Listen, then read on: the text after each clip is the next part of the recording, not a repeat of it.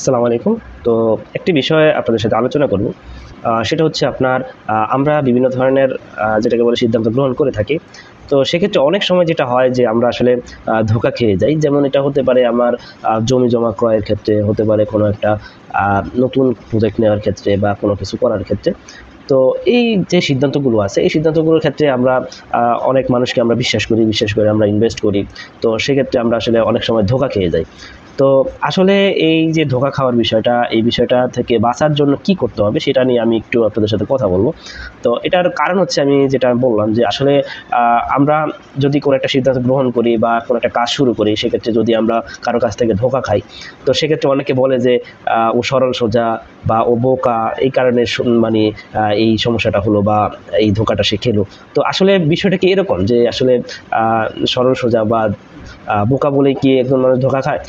এরকম না বিষয়টা। বিষয়টা হচ্ছে দেখবেন যে অনেক চালাক মানুষও কিন্তু অনেক জায়গায় যেয়ে আসলে ধোঁকা খেয়ে যায়। তো আসলে আমাদেরকে যেটা করতে হবে সেটা হচ্ছে আমরা নববী প্রেসক্রিপশন গ্রহণ করতে হবে যে আমরা রাসূল সাল্লাল্লাহু আলাইহি ওয়াসাল্লাম কি বলছে যে আমরা বিভিন্ন সিদ্ধান্ত গ্রহণের ক্ষেত্রে।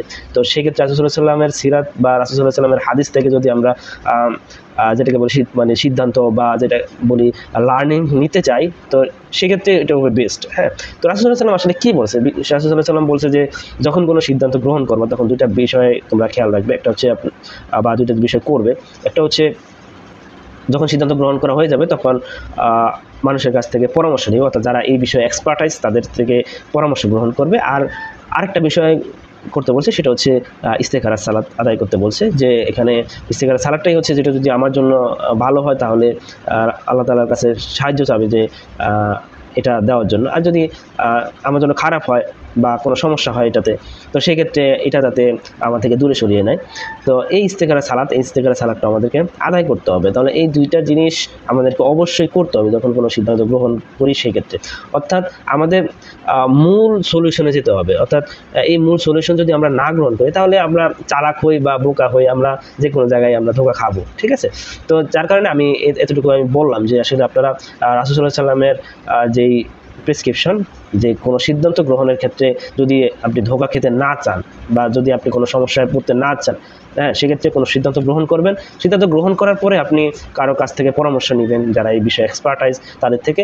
আর একটা বিষয় হচ্ছে আপনার ইস্তেখারা সালাত আদায় করবেন। তাহলে ইনশাআল্লাহ এই যে ধোঁকার বিষয় বা এই যে প্রতারণার বিষয়টা, এই প্রতারণার বিষয়টা আপনারা এড়িয়ে যেতে পারবেন বা আল্লাহ তাআলা আপনাদেরকে হেফাজত করবেন। তো এই হচ্ছে মূল মেসেজ আমার পক্ষ থেকে। কারণ এই বিষয়টা আমরা সমাজে অনেক দেখি যে আমাদের ব্যক্তিগত জীবনে যখন আমরা বিভিন্ন প্রতারণার শিকার হই, সেক্ষেত্রে মানুষ এই কথাগুলো বলে বা এই প্রেসক্রিপশন দেয়, একটু চালাক হও, হ্যাঁ, বা একটু হও, মানে খেয়াল রাখো জিনিসগুলো, মানে খেয়াল রাখো বা চালাক হও।